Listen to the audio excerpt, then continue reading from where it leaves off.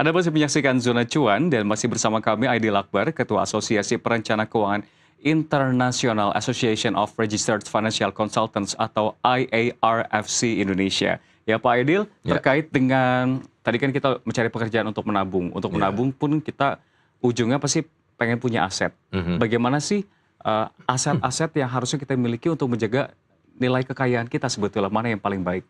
Ya, sekarang ini kan makanya kenapa tadi penting banget kita untuk menabung dan berinvestasi ya. Kalau nabung itu biasanya untuk jangka pendek. Tapi kalau untuk jangka panjang, aset yang nilainya naik, bahkan bisa naik melebihi inflasi, maka kita harus berinvestasi. Nah, investasi, nah ini tergantung nih, kita bicara dengan generasi mana. Ya, Hmm. kalau generasi milenial, generasi X, itu kita bicara aset-aset konservatif seperti rumah, properti ya. Kan sekarang ada lagi, saya sebutnya sekte ya, ada lagi sekte untuk Gen Z itu yang bilang, kita nggak perlu rumah. Oh iya, oke. Dia nggak perlu rumah karena dia masih muda dan dia belum menikah. Ya kan, tapi kalau nanti udah menikah, punya anak satu, pasti ujung-ujungnya, iya ya, kayaknya kita butuh rumah. Nggak mungkin soalnya ngontrak terus gitu kan, terus setiap 3 tahun sekali pindah gitu. Jadi sebenarnya balik lagi, aset properti itu salah satu yang paling diutamakan dan diidam-idamkan, karena dia juga menjadi simbol suatu kesuksesan sebuah rumah tangga, karena dia punya tempat untuk berlindung, kan itu ya. Terus di luar itu kita bisa lihat emas harganya relatif naik cukup tinggi ya. Saya bicara emas itu dari harganya masih 250.000 per gram, sekarang udah sekitar 3 jutaan. Nah, itu bisa dipakai, dan emas enaknya dia bisa dipakai buat jangka pendek, jangka menengah. Meskipun banyak orang bilang bahwa emas itu hanya melindungi nilai uang kita, tapi ternyata sebenarnya enggak. Karena di Indonesia, nilai emas itu tergantung dari dua faktor. Satu adalah nilai harga emas dunia, yang kedua adalah nilai tukar dolarnya. Sehingga kalau dibilang bahwa emas hanya melindungi nilai uang kita, kurang tepat. Karena ada dua faktor tadi. Jadi dia bisa dipakai juga sebagai wadah atau tempat untuk berinvestasi. Nah, pilihan yang lain kalau yang mau konservatif, kita punya yang namanya surat utang negara ya. Saat ini relatif bunganya masih cukup menarik di luar deposito gitu ya. Jadi ada yang antara sekitar 5% sampai 6,5%. Nah, itu bisa dipakai apakah dia sifatnya ada yang namanya obligasi retail Indonesia, ada yang syariah juga. Atau kemudian kalau mau fleksibel, karena kan biasanya ada jatuh temponya tuh kalau surat utang negara. Nah, kalau ori dan sukuk ya, sukuk retail. Kalau mau fleksibel dia bisa masuk ke reksadana. Cuma memang reksadana ini kan ada macam-macam. Pasar uang, pendapatan tetap, campuran, dan saham. Saham ini agak kurang menarik ya, karena returnnya dalam 10 tahun terakhir itu minusnya cukup jauh. Jadi saya sarankan masuknya reksadana pendapatan tetap atau reksadana campuran, itu bisa dipakai untuk investasi jangka menengah ke jangka panjang biasanya. Kalau kripto, Oh, kalau kripto boleh aja. Jadi gini, kan memang lagi FOMO ya iya, di kalangan milenial sampai yang ke bawah. betul. Kebetulan saya bergerak di bidang kripto. Di bidang kripto Iya, juga. saya bergerak di bidang kripto, dan saya mungkin salah satu dari orang pertama dari pasar modal yang pindah ke kripto ya. Jadi kripto ini menarik, dan memang tidak disarankan untuk semua orang, disarankan hanya untuk mereka yang memang sudah punya pengalaman berinvestasi di saham. Karena Ya. memang penuh resiko. Betul, karena penuh risiko. Tapi sebenarnya kalau bicara risiko, hampir sama dengan saham ya. Saham. Dia menjadi berisiko penuh ketika orang transaksi kriptonya menggunakan margin atau menggunakan yang disebut dengan istilah namanya futures gitu ya. Tapi di Indonesia produk tersebut untuk exchanger lokal masih belum ada, kecuali dia beli pakai exchanger luar negeri. Nah, jadi kripto sendiri sebenarnya untuk beberapa jenis seperti Bitcoin, Ethereum gitu ya, itu bisa dimasukkan dalam portfolio. Saya sendiri pribadi pegang Bitcoin dan beli di kita, harganya masih 15-20 ribuan. Gitu. Sekarang kalau berbicara mengenai mana yang terbaik, tadi kan telah dijabarkan secara general, ada emas, lalu juga ada banyak hal, salah satunya pun kita tadi membahas soal kripto. Tapi kalau positioning tadi saya anak muda, cocoknya investasi mana yang terbaik? Lalu juga ketika saya seorang kepala rumah tangga punya anak, investasi mana yang terbaik asetnya? Ya. Balik lagi segini, kalau dari sisi perencanaan keuangan kita lihat dulu profil risiko ya.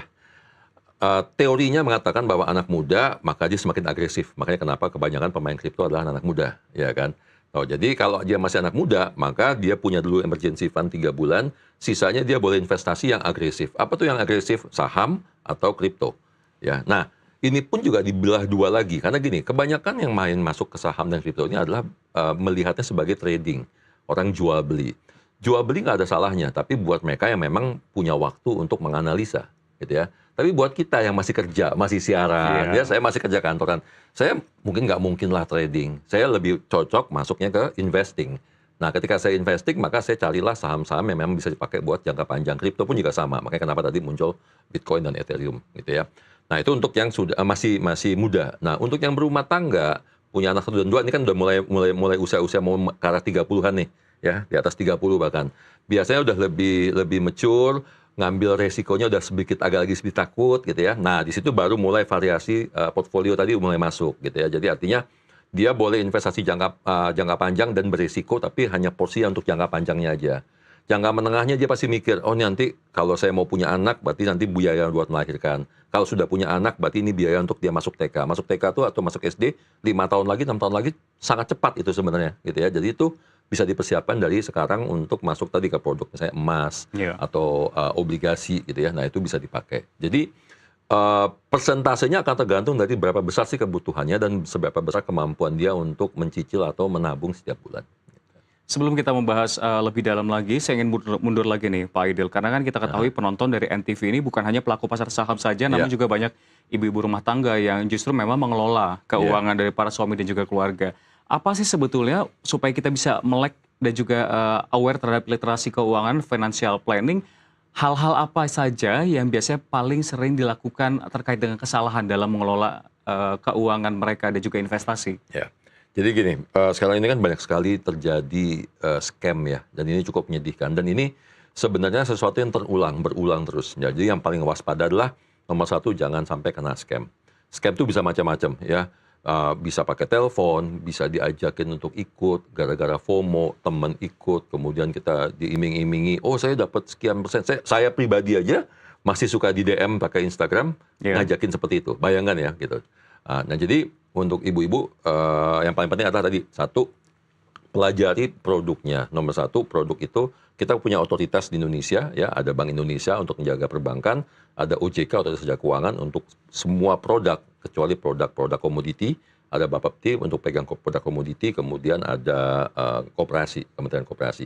Pastikan produk-produk yang ditawarkan itu memang dilindungi atau diawasi dari otoritas tersebut. Itu dulu ya. Jadi legalitasnya, dan kemudian kedua adalah lihat dia memberikan iming-iming apa. Kalau ada yang memberikan iming-iming dan menjamin di luar produk perbankan, maka kita harus waspada. Karena yang namanya investasi itu bisa naik turun, dan namanya investasi itu tidak ada yang menjanjikan fixed rate. Itu nggak mungkin.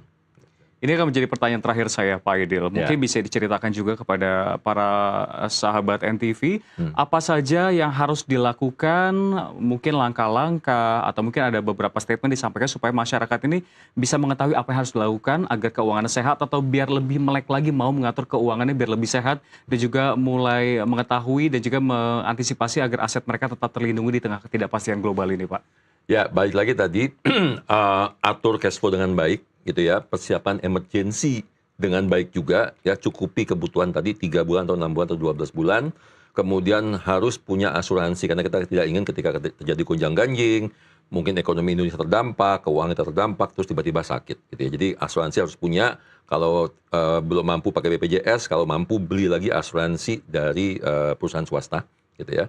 Kemudian mulailah mengecangkan ikat pinggang, gitu ya. Jangan foya-foya, terlalu foya-foya dulu. Beli boleh, belanja boleh, ya, sewajarnya aja, tapi jangan berlebihan, gitu.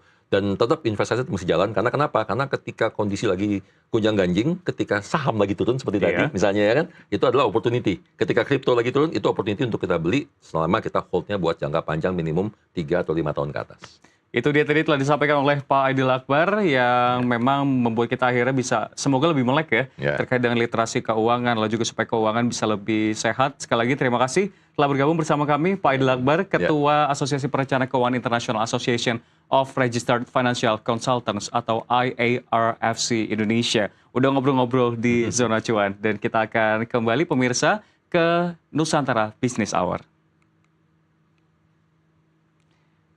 Dan pemirsa, informasi tadi sekaligus menutup perjumpaan kita di Nusantara Business Hour. Bisnis bukan sekedar tentang keuntungan, tapi juga membangun nilai, menciptakan dampak, dan bertumbuh bersama menuju masa depan yang lebih baik. Saya Rian Antono, sampai jumpa.